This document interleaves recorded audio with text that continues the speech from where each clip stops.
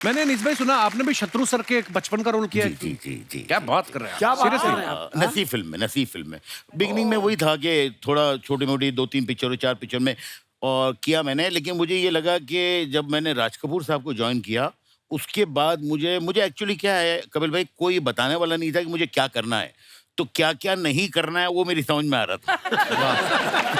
क्या करना है। क्या बात है। हाँ तो अनीस भाई पैसे गिन लिए सारे जो भूल भुलैया 2 के 300 करोड़ हुए वो नहीं, काश मैं मतलब इसमें प्रोड्यूसर भी होता। तो हाँ, अभी हमारा काम यह है सर कि मुझे लगता है मुझे कई अभी बिजनेसमैन मिले तो वो बताए कि सर हमने ये एक फैक्ट्री खोली है आज से 20 साल पहले और थोड़ी मेहनत की और अब काम चल रहा है। तो वो एक फैक्ट्री खोलकर आराम से हमारे यहाँ है कि हर वक्त हमको एक नई जमीन खरीदनी है, मतलब स्क्रिप्ट बनानी है, एक फैक्ट्री खोलनी है और फिर वो फैक्ट्री मालिक को देकर निकल जाना है। क्या बात। और ये ऊपर वाले ने आपको सर दिया है ऐसा टैलेंट। अच्छा सतीश सर को आपने कितने क्यूट फनी कैरेक्टर्स में देखा है? आपने कैलेंडर के कैरेक्टर में देखा है, पप्पू पेजर के कैरेक्टर में देखा है, शराफत अली के कैरेक्टर में देखा है, और फिल्मों से जैसे ये ओटीटी में आए इनके धार्मिक मुंह से अधार्मिक वचन सुनने को मिले। पहली बार मेरे को विश्वास नहीं हुआ सतीश सर गालियां दे रहे हैं। तो सर ये स्क्रिप्ट में देते हैं आपको या डायरेक्टर ये बोलता है कि ये है आपकी स्क्रिप्ट, गालियां स्वाद अनुसार? भाई तो ऑफ कोर्स डायरेक्टर और राइटर ने जो लिखा होता है जी। वो देते हैं। और दूसरा कई बार क्या होता है ना, एक्टर हो चाहे वो डायरेक्टर हो, अपनी ऑडियंस को शॉक करना बहुत जरूरी होता है। जैसे आप शॉक हुए कि कैसे धार्मिक मुंह से धार्मिक वर्ड निकल रहे हैं जी। तो ये ऑफ कोर्स डायरेक्टर देता है कि आपको इस तरह का किरदार करना है, तो उसको करने की कोशिश की और अलग तरह के किरदार कर रहा हूँ असल में, जो लोगों को पसंद भी आ रहे हैं। इसलिए मैंने मुंडवा भी लिया कि इससे पहले कोई मेरे बाल नोचे मैं खुद ही गंजा हो जाऊँ। और आप जो भी करते हैं बहुत बहुत कमाल करते हैं सतीश सर। और बड़ा बड़ा मौका मिल जाता है कि दिल में तो होता है कई लोगों को गालियां देना, आदमी दे नहीं पाता, तो चलो रोल आ गया भड़ास तो निकालो। बड़ास निकाल लो। हालांकि नॉर्मल लाइफ में होता है ऐसा हाँ सतीश सर, है ना कि लोग गालियों की बिना क्या बात करते हैं? Actually। बिल्कुल बिल्कुल। सही बोला। गालियां जो है मुझे लगता है कपिल भाई, हम लोग डायलॉग लिखते हैं ना, तो मैं तो लिखता हूँ अपने दिल में, काफी गालियां आती है तो लिखता हूँ। और मुझे लगता है कि अगर गालियां लाउड होती है तो वो जो एक्सप्रेशन गालियों में आते हैं ना वो डायलॉग में कभी नहीं आते। राइट। नहीं बिल्कुल ट्रू फैक्ट है ये। अच्छा आप इंदु सर की पहली फिल्में देखो आप, राजा, बेटा, मन, रिश्ते, फिर ये शरारती हो गए, फिर धमाल, मस्ती, ग्रेट ग्रैंड मस्ती, ये सब आना शुरू हो गया और फिर सडनली थैंक गॉड के साथ ये फिर से धार्मिक हो गए। आप मानते हैं इंदु सर ले दे के इंसान बाद में फिर धार्मिक हो ही जाता है?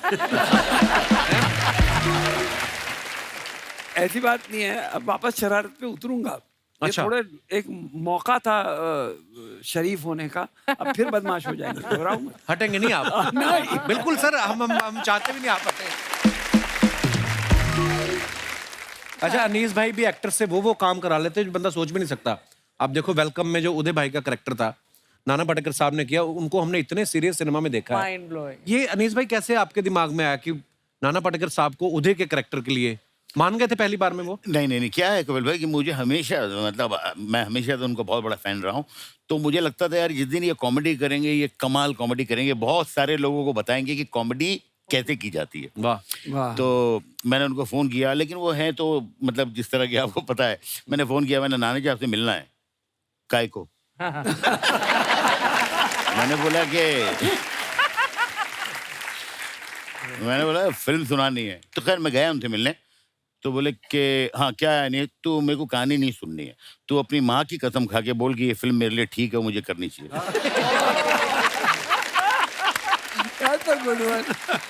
मैंने बोला नहीं आप सुन लो यार। तो बोले कि अच्छा कितनी देर में? मैंने बोला कि भाई मैं आपको 3 घंटे में सुना सकता हूँ, 30 मिनट में सुना सकता हूँ, 3 मिनट में। आपको कितने? बोले मैं 3 घंटा है। मैंने 3 घंटा उनको कहानी सुनाई, गले वले मिले। मुझे आज तक याद है वो डायलॉग, उन्होंने बोला कि मैं अनीस कच्ची मिट्टी है, तेरे सेट पे आएगा, जिस रूप में ढलना है ढाल लेना। उसके बाद पूरी फिल्म लोग कहते हैं कि बहुत तकलीफ देते हैं और बहुत टेम्पर है, कुछ भी मुझे नहीं लगा। मुझे लगा सबसे आसान काम करना जो है वो नाना जी के साथ है। क्या बात। अगर अनीस भाई वो क्या किस्सा था, विजय राज ने गलती से आपकी स्क्रिप्ट फाड़ दी थी, क्या हुआ था? हाँ नहीं, क्या हो गया सर कि मेरी फिल्म में के कई ऐसे सीन हैं जो मैं 11th आवर पे मैंने लिखे हैं, अच्छा जी। हाँ, जैसे नो एंट्री का जो क्लाइमैक्स है वो कभी भी नहीं था, शूटिंग तक नहीं था। उसके जी। अलावा वेलकम का जो क्लाइमैक्स है, तो वेलकम में वो एक सीन था घोड़े वाला जिसमें नाना जी घोड़े पे बैठे हुए हैं। तो वो सीन जो है जब लिखने बैठता था, अच्छा मैं कल लिखूंगा, कल लिखूंगा, कल लिखूंगा, और वो दिन आ गया जब शूटिंग है, तो मैं रास्ते में जब जा रहा था लोकेशन पे, तो मैं लिख रहा था, और मैं उर्दू में लिखता हूँ। तो मैंने वो किसी तरह कंप्लीट करके मैंने असिस्टेंट को दिया कि भाई, अच्छा वो उसमें तो एक ही आदमी है जिसको उर्दू आती है, वो समझा रहा है, वो लिख रहे हैं वो लोग। अच्छा। और मैं नाना जी और बाकी अनिल जी है और अक्षय एंड कतरीना, इन सबको चलिए शुरू करते हैं। और मैंने पूरा सीन सुना दिया, आप ये बोलिए, ये बोलिए, ये बोलिए। सीन का हो रहा है सर, हो रहा है, बस तैयार है। इतने में शॉट रेडी हो गया, तो विजय राज जो है फिल्म में डायरेक्टर थे, तो उन्होंने बोला यार मेरे हाथ में कुछ चाहिए, तो वो असिस्टेंट ने वही सीन दे दिया। और उसमें उसको डायरेक्टर, हाँ डायरेक्टर को बहुत गुस्सा आता है और वो फाड़ देता है, तो वो सारा सीन उसने फाड़ दिया। एक कॉपी है, सब बिखरे हुए।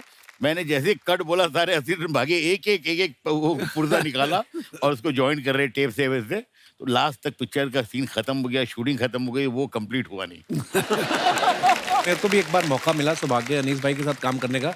फिल्म इनके दिमाग में होती है, मैंने कभी स्क्रिप्ट नहीं देखी इनके हाथ में, दिमाग में होती है, और जो सीन चल रहा है लग रहा है उतनी देर में लाइटिंग हो रही है, फटाफट ये पेपर पे लिख के दे देते हैं। अनीस भाई कभी कभी आपको डर नहीं लगता कि यार सारे रेडी हो गए, सब एडी बोल देगा कि सर शॉट रेडी है, और सीन अगर नहीं लिख पाया टाइम पे तो? या। नहीं, टेंशन तो होती है कपिल भाई, लेकिन क्या होता है कि वो अगर एक आदमी सिर्फ डायरेक्टर है ना, तो उसको जरा ऐसा लगता है चलो भाई स्क्रिप्ट है, ये एक बिल्कुल बाइंड है और ये सही है। जब आदमी राइटर होता है तो उसको रात को जो चीज़ लिखी है वो सुबह ऐसा लगता है नहीं और अच्छी हो सकती है, तो वो चेंज होते रहता है। तो वो एक प्लस पॉइंट भी है एज अ राइटर होने का, और एक माइनस पॉइंट भी है कि कई मरतबा मेरी फिल्म के कई सीन जो बहुत अच्छे अच्छे हुए हैं, वो हमेशा मुझे लगता है मैंने 11th आर पे ही लिखे हैं, वाह। चाहे वो, हाँ ऑलवेज। अनीस भाई कभी ऐसा होता है कि 10-15 एक्टर्स का सीन आप कर रहे हो, आपने भी इतनी मल्टी स्टारर फिल्में बनाई, इंदु सर आपने भी, है ना, 10-15 एक्टर्स हैं और बीच में 2-3 की कोई लाइन ही नहीं है, या तो वो परेशान भी करते हैं, अनीस भाई मेरा कुछ बहुत करो ना। बहुत बहुत बार ऐसा होता है सर।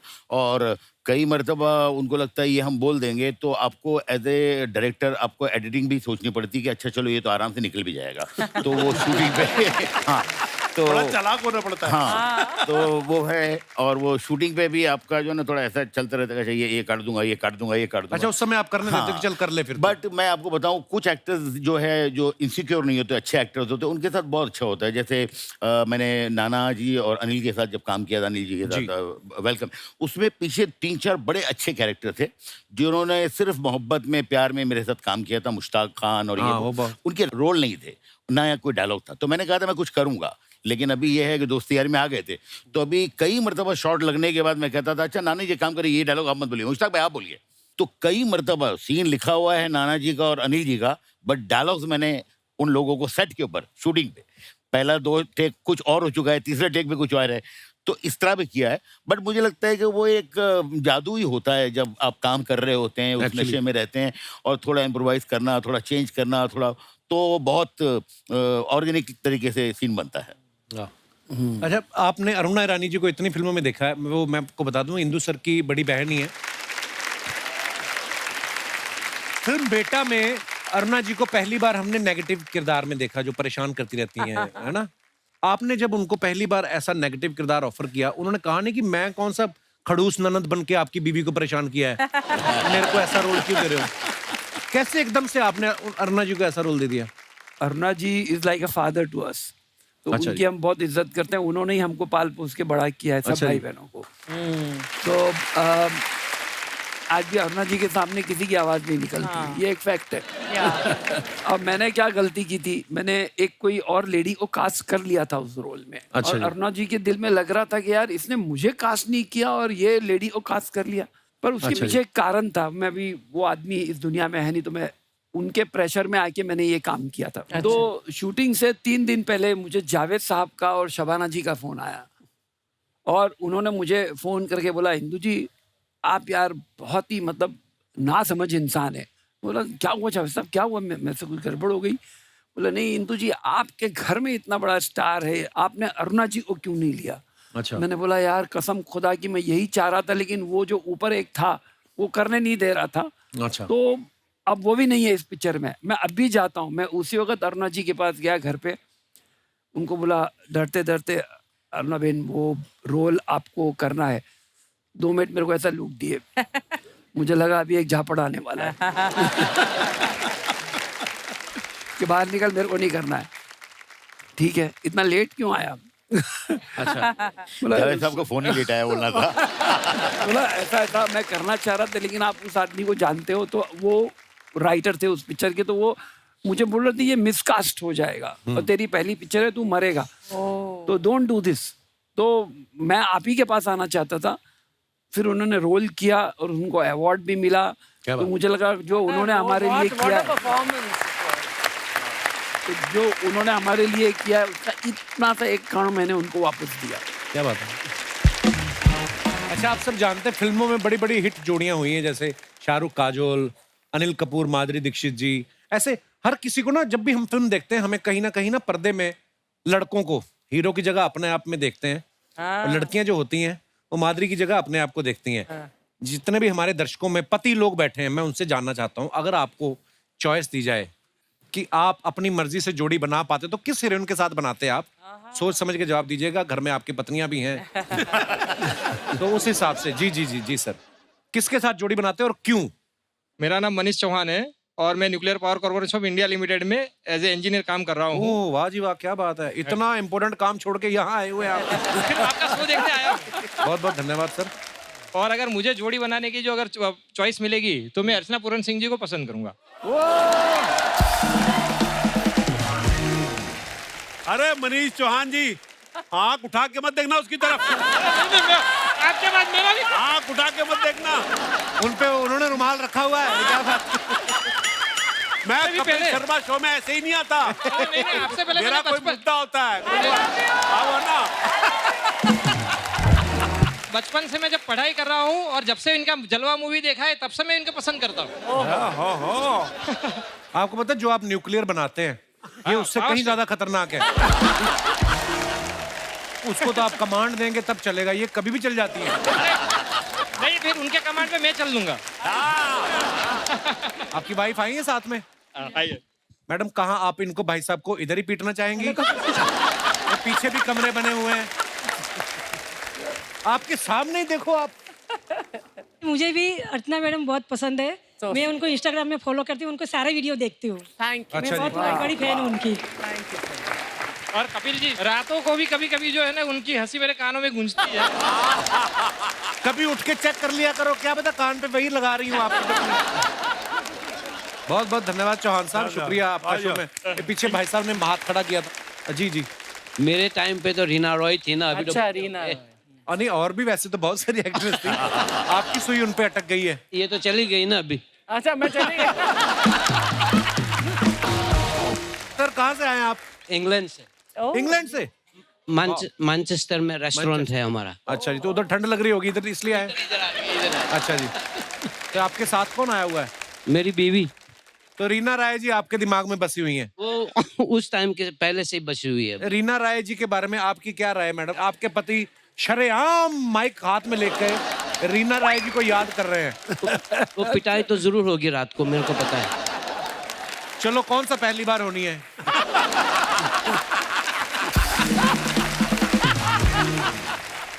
ये पहली दफा पिटाई नहीं हुई है, आपको कैसे पता? अच्छा। सर मैं भी पति हूँ तो। पर बहुत बहुत अच्छा लगा सर जी आपसे बात करके, शुक्रिया, धन्यवाद Thank you, शो में आने thank के you लिए। very much. और कोई हमारे दोस्त जी, पहली महिला खड़ी हुई हैं अपने विचार वाह, पेश वाह, करने के लिए। Hello Kapil sir, Hello. hello Archana ma'am. I'm Kavya Goyal. I'm from Darjeeling. Darjeeling, Darjeeling, बहुत बहुत lovely. स्वागत है काव्या आपका। So sir, शादीशुदा तो बहुतों के आपने चॉइस सुन ली है। जी। सर हमारी तो शादी नहीं हुई है, बट हमारी भी तो चॉइसेस होते हैं सर। अरे आपकी ज्यादा होती हैं जिनकी शादी नहीं हुई। शादीशुदा आदमी तो मजबूर हो जाता है बेचारा, वो तो ऐसे सपने देखता है। तो जी आप। तो सर आप मेरे बहुत बड़े फैन हैं, इसलिए मैं आपसे अपनी चॉइस शेयर करना चाहती हूँ। मैं आपका बहुत बड़ा फैन हूँ। नहीं, ये आपकी बड़ी फैन। अच्छा, आप मेरी फैन हैं? और हाँ ओह कम ऑन सर, बेबी, आप भी बहुत हैंडसम हो, शुक्रिया। लेकिन आपकी शादी हो चुकी है तो 2 बच्चे भी। मुझे कोई प्रॉब्लम नहीं है। और बच्चे तो छोटे छोटे, उनको क्या पता। वैसे भी वो अंधेरी वेस्ट में रहते हैं, हम ईस्ट की बात कर रहे हैं। जी सॉरी काव्या, आप क्या कहना चाह रही ठीक है, तो सर मेरा जैसे चॉइस है कार्तिक आर्यन। अच्छा जी, कार्तिक। तो वो भी बड़ा क्यूट है और मैं भी बड़ी क्यूट ये तो है, आप बहुत क्यूट है। Thank you sir. So sir मुझे लगता है कि कार्तिक के 2 अफेयर चल रहे हैं, मुझे पता है। तो क्या अपना काम नहीं तो किसी का भी नहीं बनने देना हमने, हम तो जी जी। तो सर मुझे लगता है कि हमारी जोड़ी बहुत अच्छी रहेगी। बट सर वो तो सेलिब्रिटी, उनके पास कहाँ टाइम है हमारे लिए। जी। तो सर जब मैं आई यहाँ पे तो मुझे एक लड़का दिखा, यहाँ पे एकदम सिमिलर सा आपके सेट में। कौन है अच्छा, वो? कौन है? सर ये यहीं बैठे, ओहो तो वो मुझे खड़े हो, खड़े हो, खड़े हो। खड़े कौन होइए, है? खड़े सर, होइए। वो खड़ा तो करो। आप दोनों एक दूसरे को जानते अरे नहीं? मुझे 1 मिनट के लगा कार्तिक ही है। Hello brother, how are you? भगवान को कौन सा प्रसाद चढ़ा के आए थे दुनिया में? तुम्हें बैठे बैठे तो फिर क्या कहना चाहती हैं आप इसको? यही मुझे अच्छा लगता है, तो मुझे लगता है कि हमारी जोड़ी अच्छी बनेगी। आपका क्या नाम है ब्रदर? मेरा नाम शाश्वत है, शाश्वत पोद्दार। मैं सूरत से हूँ। शाश्वत, ये क्या कह रही काव्या? आपको अच्छा लगा सुन के? कपिल भैया, मैं तो जैसे बहुत सिंपल सा हूँ। मेरे को तो ऐसा सिंपल सा हो, लड़के तो हो ही। लड़के कोई बात नहीं, कोई बात नहीं, लोगों के बड़े बड़े चॉइस होते हैं, हीरो हीरोइन, मेरी तो आम चॉइस ही है। हाँ ये आप उसको कॉम्प्लीमेंट दे रही है? अच्छा, तो फिर क्या क्या किया जाए फिर? नो डाउट सर, ये बहुत सुंदर है। जी जी। और इनकी जो इमोशंस है उसकी मैं कदर करता हूँ, लेकिन मेरे ख्याल से मैं कार्तिक आर्यन जैसा नहीं दिखता। काव्या, क्या करती हैं आप? तो मैं पढ़ती हूँ यहाँ पे NMIMS में। अपनी पढ़ाई करो चुपचाप, समझ में आया? ज्यादा लड़कों को नहीं देखना। और आप क्या करते हो? मैं भी सर स्टडीज कर रहा हूँ अभी। कहाँ पर? सूरत से 3rd ईयर बीकॉम में हूँ। अच्छा, चलिए, ऑल दी वेरी बेस्ट जो भी आप कर रहे हैं। इवन मेरे पेरेंट्स यहाँ पर आए हुए। आपके पेरेंट्स कहाँ हैं? ये आपके पेरेंट्स हैं? तभी डर के बोल रहा है। छोटे छोटे मम्मी डैडी? तो सर जी, ये काव्या कुछ कह रही हैं, आप कपिल सर, हमें लड़की तो बहुत अच्छी लगी, लेकिन हमारे जो क्राइटेरियाज है उसमें उतरनी चाहिए। कैसे, मतलब क्या? सर इसके मोबाइल में इसके पेरेंट्स की फोटो होंगी तो इसकी मदर की फोटो भी एक बार दिखानी पड़ेगी इसको। नहीं, आपने उसकी मदर से क्या लेना देना? आपका क्राइटेरिया में आ रहा है आप अपने बच्चे की मदर की तरफ देखिए। एक तो बाप यंग हो ना, तो ये बड़ी प्रॉब्लम होती है। भाई साहब बड़े शातिर हैं, ध्यान से। तो चलिए, बहुत बहुत पिटाई धन्यवाद। इनकी भी होगी आज। बहुत बहुत शुक्रिया शो में आने के लिए। Thank you, thank you, thank you Kavya, thank you. Kapil, अगर यही सवाल तुझसे पूछा जाए जी, कि तू किसके साथ जोड़ी बनाता? मेरी जोड़ी बन चुकी है, मैं सिर्फ उसी के साथ ही बनाना चाहता हूँ। लायर, झूठा। जब आपको पता है तो क्यों पूछ रहे हो?